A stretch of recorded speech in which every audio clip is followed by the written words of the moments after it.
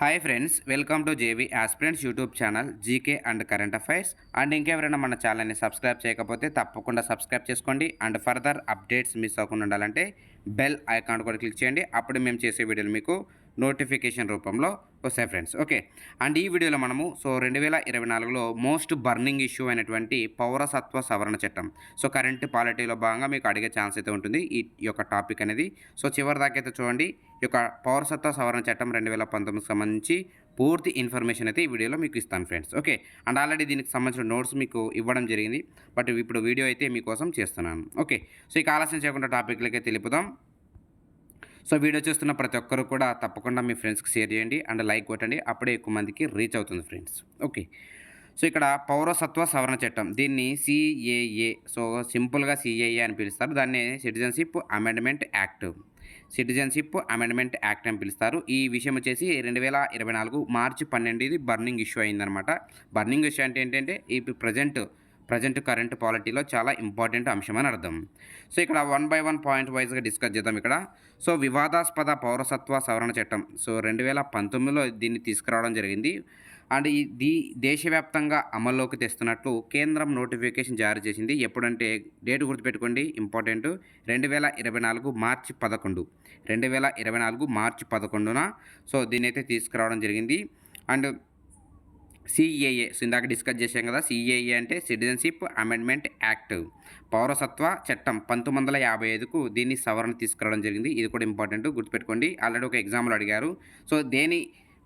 దేనిలో భాగంగా దీన్ని తీసుకొస్తున్నారు, దేనికి సవరణలో భాగంగా దీన్ని తీసుకొస్తున్నారంటే పౌరసత్వ చట్టం 1955, పౌరసత్వ చట్టం 1955. ఎందుకు రిపీట్ చేస్తున్నట్టు ఇది ఆల్రెడీ అడిగారు ఒక ఎగ్జామ్లో. ఓకే, ఇక్కడ 1 బై 1 చూద్దాం. ఇక్కడ పాకిస్తాన్, బంగ్లాదేశ్, ఆఫ్ఘనిస్తాన్ దేశాల నుండి, ఈ 3 దేశాలు కూడా గుర్తుపెట్టుకోండి. ఈ 3 దేశాల నుండి వచ్చేటువంటి భారత్కు శరణార్థులుగా వస్తున్నటువంటి లేదా వచ్చిన ముస్లిమేతరులకు, అంటే ముస్లింలు కాకుండా నాన్ ముస్లిం మన దేశ పౌరసత్వంను కల్పించడమే ఈ సిఏఏ, సిటిజన్షిప్ అమెండ్మెంట్ యాక్ట్ యొక్క ముఖ్య లక్ష్యము. ఏంటి దీని యొక్క ముఖ్య లక్ష్యం ఏంటంటే 3 దేశాలు, ఏ దేశాలు? పాకిస్తాన్, బంగ్లాదేశ్ అండ్ ఆఫ్ఘనిస్తాన్. ఈ 3 దేశాల నుండి వచ్చేటువంటి నాన్ ముస్లిమ్స్ ఎవరైతే ఉంటారో, అంటే ముస్లింలు కాకుండా మిగతా వాళ్ళు, మన భారతదేశంకి వచ్చిన వాళ్ళు ఎవరైతే ఉంటారో శరణార్థులుగా, వాళ్ళకి పౌరసత్వం కల్పించడమే దీని యొక్క ముఖ్య ఉద్దేశము. Okay, and next point, CAA చట్టము 2019లోనే పార్లమెంట్ ఆమోదం తెలిపింది. అలాగే అప్పట్లో రాష్ట్రపతి ఆమోదం కూడా తెలపడం జరిగింది. బట్ అయినప్పటికీ కూడా ఈ సంవత్సరాలన్నీ కూడా వాయిదాలు వేస్తూ వచ్చింది. అంటే ఇప్పుడు అమలు చేద్దాం, అప్పుడు అమలు చేద్దాం అన్నప్పుడు కూడా దేశంలో ఏదో ఒక చోట ఈ యొక్క అంశంపై వివాదం రావడము, అందుకని లేటుగా చేస్తూ ప్రభుత్వం లేటెస్ట్గా ఈ యొక్క సార్వత్రిక ఎన్నికల ముందు, లేటెస్ట్గా అంటే మార్చి 11వ తేదీన దీన్ని అమలు చేస్తున్నట్టు ప్రకటించడం జరిగింది. ఓకే, అండ్ ఈ యొక్క జాప్యం కావడానికి కారణం అంటే 2019లో ఈ యొక్క చట్టాన్ని తీసుకొచ్చారు. బట్ కారణాలు ఎందుకు లేట్ అయింది అని ఒకసారి చూస్తే, విపక్షాల ఆందోళనలు. ఈ యొక్క చట్టం అనేది ముస్లింలకు విరుద్ధంగా ఉంది, వ్యతిరేకంగా ఉంది. ముస్లింలను చాలా దూరంగా పెడుతున్నారని చెప్పేసి ఈ యొక్క విపక్షాలు ఆందోళన చేస్తున్నాయి. అలాగే దేశవ్యాప్తంగా నిరసనలు వెల్లువెత్తాయి, అందుకని లేట్ అవ్వడం జరిగింది. అలాగే ముస్లింలను ఇందులో చేర్చలేదు కాబట్టి దీని యొక్క ముఖ్య ఉద్దేశమే ముస్లింలు కాకుండా మిగతా వాళ్ళు ఈ యొక్క భారత పౌరసత్వం అందించడం దీని యొక్క ముఖ్య ఉద్దేశం. ఇక్కడ ముస్లింలు కూడా చాలా వ్యతిరేకత చూపించారు, అందుకని ఈ యొక్క 4 ఇయర్స్ కూడా జాప్యం అవుతూ వస్తుంది. ఓకే, ఇప్పుడు సిఏఏ నిబంధనలు ఏమిటి మొదలైన అంశాలన్నీ కూడా పాయింట్ వైజ్ చూద్దాం. ఇంపార్టెంట్ పాయింట్స్ ఇక్కడ నుంచి మీకు. ఇక్కడ ఫస్ట్ పాయింట్ వచ్చేసి పాకిస్తాన్, బంగ్లాదేశ్, ఆఫ్ఘనిస్తాన్ ఈ 3 దేశాల నుండి వచ్చేటువంటి వలస వచ్చిన ముస్లిమేతర శరణార్థులు అంటే ఏంటి? రెఫ్యూజీస్. వాళ్ళ దేశం నుండి అక్కడ ఏదో ఒక కారణం వల్ల మన భారతదేశానికి ఏదో ఒక రూపంలో రావడం వాళ్ళని శరణార్థులు అంటారు. మన దేశానికి కాదు, ఇప్పుడు ఫర్ ఎగ్జాంపుల్ ఇజ్రాయెల్ వాళ్ళు ఉన్నారు, ఇజ్రాయెల్ హమాస్కు మధ్య యుద్ధం జరుగుతుంది. అక్కడ ఏంటంటే ఇజ్రాయెల్ వాళ్ళు వేరే దేశాలకు వలస వెళ్ళారు. వాళ్ళని ఏమంటారంటే శరణార్థులు అంటారు. అంటే అక్కడే చాలా కాలం పాటు ఎటువంటి గుర్తింపు లేకుండా నివసించే వాళ్ళని శరణార్థులు అంటారు. ఇక ఇలాంటి వాళ్ళు ఎక్కడ కనిపిస్తారంటే నైజీరియా, సూడాను, మయన్మారు ఇలా పలు చోట్ల కనిపిస్తూ ఉంటారన్నమాట. ఓకే, ఈ యొక్క ముస్లిమేతర శరణార్థుల వద్ద తగిన పత్రాలు లేకపోయినా కూడా వారికి సత్వరం మన పౌరసత్వాన్ని ఇచ్చేందుకు ఈ యొక్క నిబంధనలను కేంద్రం అయితే రూపొందించడం జరిగింది. ఏంటంటే 2014, ఈ డేట్ గుర్తుపెట్టుకోండి, 2014 డిసెంబర్ 31 కంటే ముందు పై 3 దేశాలు అంటే ఏంటివి మీకు? ఇక ఆఫ్ఘనిస్తాన్, పాకిస్తాన్, బంగ్లాదేశ్ ఈ 3 దేశాల నుండి వలస వచ్చినటువంటి హిందువులు, ఈ 6 మతాలు గుర్తుపెట్టుకోండి. హిందువులు, క్రైస్తవులు, సిక్కులు, జైనులు, బౌద్ధులు అండ్ పార్సీలు. సో, ఈ యొక్క 6 మతాల నుండి వచ్చిన వాళ్ళకి ఈ యొక్క భారత పౌరసత్వం ఇస్తారు. అది కూడా 3 దేశాల నుంచి మాత్రం వచ్చిన వాళ్ళకే. అందులో ఈ ఈ యొక్క 6 మతాలలో చూడండి ఎక్కడ కూడా ముస్లిం అనేటువంటి పేరు లేదు. కాబట్టి ఎందుకు ముస్లింలు దీనిపై వ్యతిరేకత చూపిస్తున్నారంటే హిందువులకు, క్రైస్తవులకు, సిక్కులకు, జైనులకు, బౌద్ధులకు మరియు పార్సీలకు మాత్రమే ఈ యొక్క సిటిజన్‌షిప్ అమెండ్మెంట్ యాక్ట్ వర్తిస్తుంది. ముస్లింలు ఇందులో లేరు. ఎందుకు ముస్లింపై వివక్షత చూపిస్తున్నారు, వ్యతిరేకత చూపిస్తున్నారు, మమ్మల్ని కూడా అందులో చేర్చండి అనేది ఇందులో ముఖ్యమైనటువంటి అంశము. ఓకే. అండ్ ఈ యొక్క సిటిజన్‌షిప్ అమెండ్మెంట్ అంతా కూడా ఆన్‌లైన్‌లోనే ముగుస్తుంది. అంటే ఇది ఇంతకుముందు గతంలో కొన్ని సవరణల ప్రకారము ఆఫ్‌లైన్‌లో ఈ యొక్క రిజిస్ట్రేషన్ చేసేవాళ్ళు, దరఖాస్తు చేసుకొని ఈ యొక్క భారత పౌరసత్వం ఇచ్చేవాళ్ళు. బట్ అలాంటిదేమి ఇప్పుడు లేదు.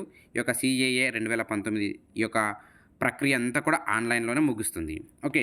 సో, ఇక్కడ ఏంటంటే కేరళ మరియు వెస్ట్ బెంగాల్ రాష్ట్రాలు ఈ యొక్క సీఏఏ 2019 చట్టాన్ని ఎట్టి పరిస్థితుల్లో కూడా అమలు చేయబోమని ఈ యొక్క కేంద్రం ప్రకటన చేసినప్పటి మరుసటి రోజే తెలపడం జరిగింది. ఓకే. ఈ 2 రాష్ట్రాలు గుర్తుపెట్టుకోండి. అండ్ నెక్స్ట్ చూద్దాం ఇప్పుడు. సో, ఏంటి ఈ యొక్క సీఏఏ చట్టం ప్రకారము తొలగనున్న అడ్డంకులు, ఏవైనా అడ్డంకులు ఉన్నాయా అనేది మొదలైన పాయింట్స్ ఇక్కడ చూద్దాం. సో, 3 దేశాల నుండి పునరావాసము, పౌరసత్వము. సో, 3 దేశాలంటే ఏంటి మీకు తెలుసు కదా! ఆఫ్ఘనిస్తాన్, బంగ్లాదేశ్, పాకిస్తాన్.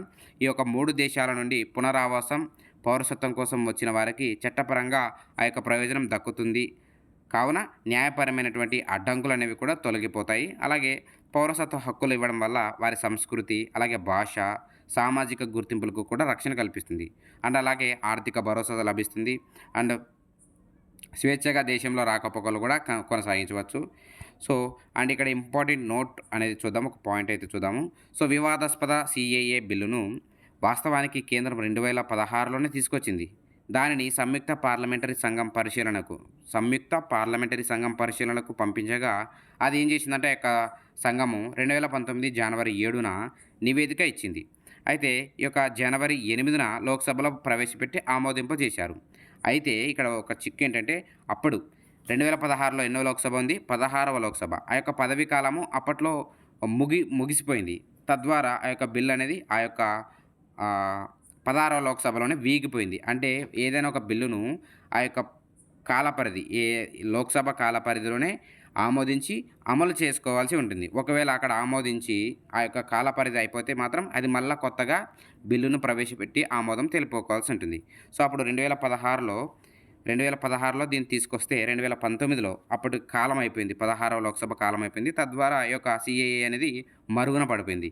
తద్వారా మళ్ళీ లేటెస్ట్‌గా 17వ లోక్సభ అంటే 2019 తర్వాత మళ్ళొచ్చింది. 2019 17వ లోక్సభ తర్వాత 2019 డిసెంబర్‌లో పార్లమెంట్ ఆమోదం లభించింది సెకండ్ టైమ్. ఫస్ట్ టైమ్ వచ్చేసి 2016లో ఆమోదం తెలిపితే సెకండ్ టైమ్ వచ్చేసి 2019లో ఆమోదం తెలిపింది. అప్పుడు 2019 డిసెంబర్ డేట్ కూడా గుర్తుపెట్టుకోండి. పార్లమెంట్ ఆమోదం తెలిపిన రోజు ఎప్పుడంటే 2019 డిసెంబర్ 11. అండ్ రాజ్యాంగం నెక్స్ట్ పాయింట్ డిస్కస్ చేద్దాం.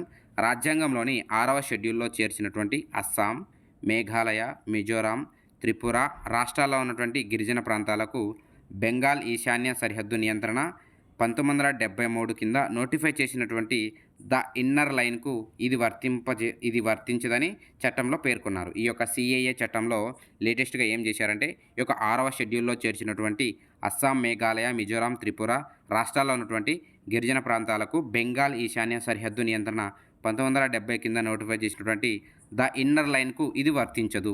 ఈ పాయింట్ ఇంపార్టెంట్ చూడండి. Okay friends.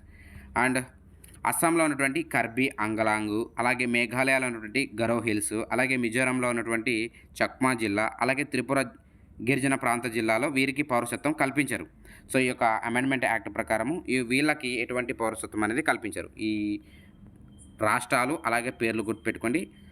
అండ్ ఇక్కడ మరొకటి ఇంపార్టెంట్ నోట్ చూద్దాం. సీఏఏ కింద ఈ యొక్క సిటిజన్షిప్ అమెండ్మెంట్ యాక్ట్ కింద భారత పౌరసత్వాన్ని కోరుతూ వచ్చే దరఖాస్తులపై నిర్ణయం తీసుకునే సాధికార కమిటీకి జనాభా లెక్కల డైరెక్టర్ నేతృత్వం వహిస్తారు. సో, ఎవరు దీనికి నేతృత్వం వహిస్తారంటే జనాభా లెక్కల డైరెక్టర్ ఎవరైతే ఉంటారో వాళ్ళు మాత్రమే ఈ యొక్క సీఏఏకి నేతృత్వం వహిస్తారనమాట. అంటే ఈ యొక్క సీఏఏకి ఏ ధృవీకరణ పత్రాలు ఇవ్వవలసిన అవసరం లేదు.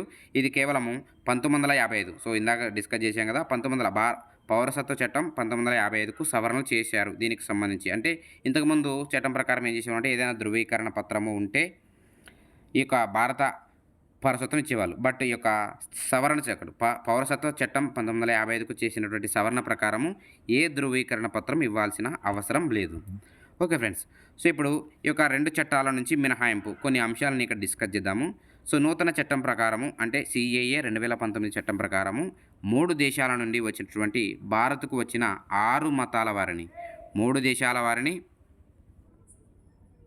3 దేశాలు పాకిస్తాను, బంగ్లాదేశు, ఇలా ఆఫ్ఘనిస్తాన్ దేశాల నుంచి భారత్‌కు వచ్చినటువంటి 6 మతాల వారిని చట్ట వ్యతిరేక వలసదారులుగా గుర్తించారు దీని కింద.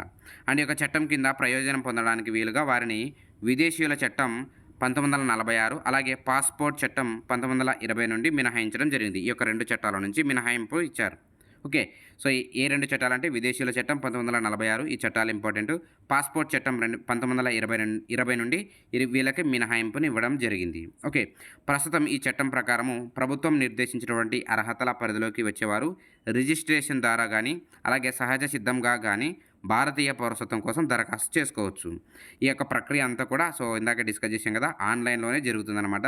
సో, ఎవరు కూడా ఆఫ్‌లైన్ అనేటువంటి ప్రక్రియ లేకుండా కేవలం ఆన్‌లైన్‌లోనే మొత్తం ప్రక్రియ అయిపోతుంది. దరఖాస్తుదారుల నుండి పత్రాలు ఏమి కూడా అడగరు. జస్ట్ నేను ఈ యొక్క 2014 డిసెంబర్ 31 కంటే ముందు వచ్చాము అని చెప్తే ఏదైనా ఆన్‌లైన్‌లో ప్రక్రియ పూర్తి అవుతుంది.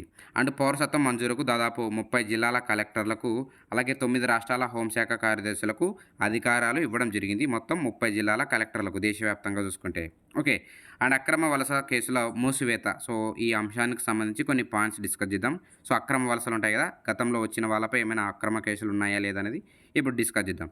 సాధారణ పరిస్థితుల్లో పౌరసత్వం పొందాలంటే దరఖాస్తు చేసుకోవడానికి కనీసం 11 ఏళ్ల పాటు భారత్‌లో నివసించాలి. సో, వాస్తవానికి ఏంటంటే ఈ యొక్క సాధారణ పరిస్థితుల్లో అంటే ఈ యొక్క చట్టం కాకుండా మిగిలిన సందర్భాల్లో భారత పౌరసత్వం పొందాలంటే దరఖాస్తు చేసుకోవడానికి కనీసం 11 సంవత్సరాల పాటు భారతదేశంలో నివసించాలి. లేదంటే కేంద్ర ప్రభుత్వ సర్వీస్‌లో పని చేయాల్సి ఉంటుంది. అంతకుముందు ఇది 14 ఇయర్స్‌గా ఉండింది. అండ్ తర్వాత కాలంలో 11 ఏళ్ల పాటు తగ్గించడం జరిగింది. ఈ పాయింట్ గుర్తుపెట్టుకోండి. అండ్ ఆఫ్ఘనిస్తాన్, బంగ్లాదేశ్, పాకిస్తాన్ నుండి వలస వచ్చినటువంటి హిందువులు, సిక్కులు, బౌద్ధులు, జైనులు, పార్సీలు అండ్ క్రైస్తవులకు మాత్రము 11 ఏళ్ల నివాసార్హతను కొత్త చట్టం 5 ఏళ్ల కాలానికి కుదించిందనమాట.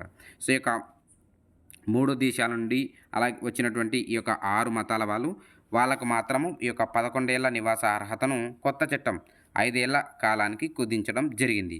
అండ్ దరఖాస్తు చేసుకునే సమయానికి కనీసం 5 ఏళ్ల ముందు నుండి భారతదేశంలో నివాసం ఉంటే చాలు వీళ్ళకు. వీరిపై అక్రమ కేసులు ఏవైనా ఉంటే కూడా మూసేయడం జరుగుతుంది. ఈ యొక్క కొత్త చట్టం ప్రకారం సీఏఏ 2019 ప్రకారం. Okay friends. అండ్ ఇది పూర్తి సమాచారం ఈ యొక్క సిటిజన్‌షిప్ అమెండ్మెంట్ యాక్ట్‌కి సంబంధించి. సో, డెఫినిట్‌గా ఈ టాపిక్‌కి సంబంధించి మీకు క్వెషన్స్ వచ్చే ఛాన్స్ అయితే ఉంది. ఎందుకంటే చాలా లేటెస్ట్ ఇష్యూ ఇది కరెంట్ పాలిటీలో. సో, కాబట్టి ఈ అంశం మీకు డెఫినిట్‌గా ఎగ్జామ్ పాయింట్ ఆఫ్ వ్యూలో వస్తుంది ఫ్రెండ్స్. ఓకే. సో, ఈ వీడియో మీకు నచ్చినట్లయితే తప్పకుండా మీ ఫ్రెండ్స్‌కి షేర్ చేయండి. అండ్ మాకు సపోర్ట్ చేస్తున్నారు friends. And thank you for watching this video. Thank you very much.